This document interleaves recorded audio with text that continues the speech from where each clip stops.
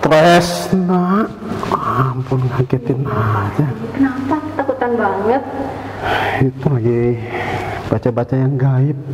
Baca apa sih? Itu tetangga ada apa itu indi yang bisa ngelihat setan itu loh. Oh, itu namanya indigo.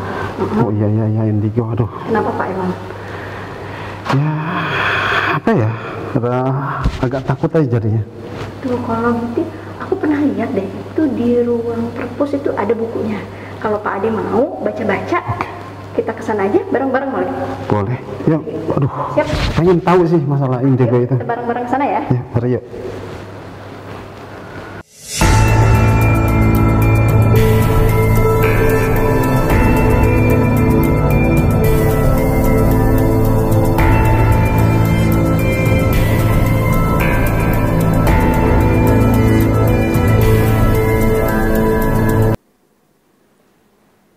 Assalamualaikum warahmatullahi wabarakatuh.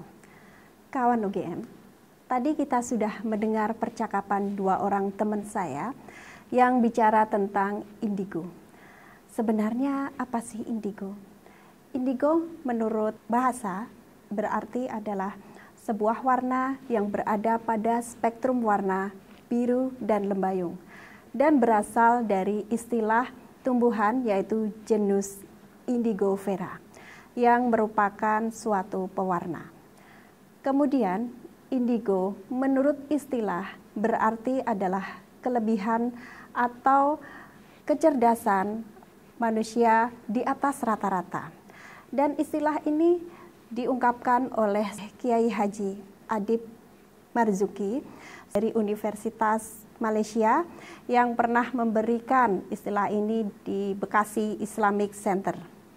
Dan indigo menurut ru'yah, menurut ilmu ru'yah artinya adalah bahwa merupakan sebuah keturunan. Jadi indigo merupakan sebuah keturunan dan juga bisa terjadi karena melakukan berbagai ritual di luar syariat. Kemudian dari situ muncul potensi mengetahui dunia gaib dan juga dunia lain. Dan tentang indigo ini sudah dibahas oleh Ustadz Muhammad Faizar Hidayatullah, dan di tangan saya sudah ada buku yang menjelaskan tentang indigo berjudul Rahasia Indigo dan Potensi Gaib Manusia. Ustadz Muhammad Faizar Hidayatullah adalah seorang praktisi ru'yah syariah dan juga seorang pendakwah, dan juga pernah menjadi narasumber di TV nasional. Dan beliau saat ini ada di Banyumas, Jawa Tengah. Latar belakang kenapa beliau menulis buku ini, di antaranya adalah berupa keresahan.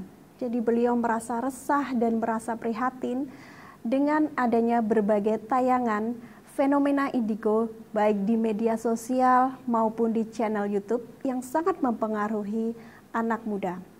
Bahkan di dalam salah satu kajiannya, beliau mengungkapkan ada orang yang benar-benar sangat terobsesi untuk menjadi indigo. Artinya ingin memiliki kemampuan lain, kemampuan melihat dunia lain dan juga melihat makhluk gaib. Nah, hal ini sangat membahayakan apabila tidak diluruskan. Kemampuan indigo merupakan jalan untuk menapaki menjadi dukun. Hal ini tentu saja bertentangan dengan syariat agama Islam. Kemudian hal lain yang pernah menjadi pengalaman beliau adalah saat beliau melakukan liputan di suatu daerah, yaitu berupa urban legend yang bernama Pocong Sumi. Cerita tentang Pocong Sumi ini beliau melakukan liputan bersama krunya, bersama timnya, dan juga bersama tim dari Teras Dakwah. Cerita ini berkembang di masyarakat. Ceritanya adalah bahwa pada zaman dahulu ada sebuah rumah yang berdiri pada tahun 1935, milik pengusaha batik. Dan rumah itu diwariskan kepada anaknya yang bernama Sumini. Suatu hari, Sumini kedatangan perampok yang merampok habis rumahnya. Dan lebih tragis lagi, kemudian membunuh Sumini dengan cara mencekiknya dan juga menodainya.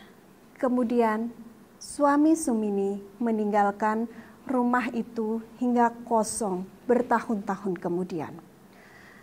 Cerita ini berkembang di masyarakat terus hingga sekarang.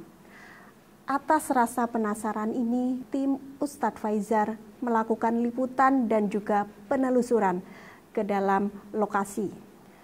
Dan setelah melakukan wawancara dengan berbagai masyarakat, narasumber dan juga tokoh yang ada di sana, ternyata cerita itu hanya imajinasi atau khayalan saja. Nah, dari situlah beberapa latar belakang yang membuat Ustadz Muhammad Faizar menuliskan buku Rahasia Indigo dan Potensi Gaib Manusia.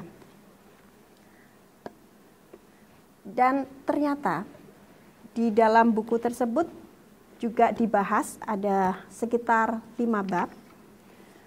Yang pertama yaitu rahasia anak indigo. Kemudian bab kedua, potensi gaib manusia. Yang ketiga, dari indigo menjadi dukun. Kemudian bab keempat, meluruskan pemahaman manusia indigo. Dan yang kelima sesuai dengan kepakaran beliau yaitu ruqyah dan indigo. Dan ternyata semua manusia itu memiliki potensi gaib. Entah itu berupa ilham, firasat, ataupun mimpi yang menjadi nyata. Lalu bagaimana kita membedakan hal tersebut menjadi sebuah hal yang baik atau merupakan bisikan setan? Jawabannya tertulis lengkap pada buku ini. Dan di akhirnya saya akan membacakan sebuah narasi yang ditulis di buku ini. Ruang gaib dan dimensi lain di alam ini sengaja dirahasiakan Allah agar manusia berhati-hati. Jadikan Al-Quran dan As-Sunnah sebagai rujukan utama dalam memahami perkara gaib. Demikianlah review buku kali ini. Saya Nova Indah Wijayanti dan kru yang bertugas mengucapkan selamat menunaikan ibadah puasa bulan Ramadan dan sampai jumpa pada review buku berikutnya. Wassalamualaikum warahmatullahi wabarakatuh. Warahmatullahi wabarakatuh. Saya Muhammad Faizar Direktur. Mengucapkan selamat dan sukses atas program barunya UGM Kampus Jakarta. Review buku, alhamdulillah buku yang direview adalah buku saya, Rahasia Indigo dan Potensi Gaib Manusia. Semoga lancar dan barokah. Wassalamualaikum warahmatullahi wabarakatuh.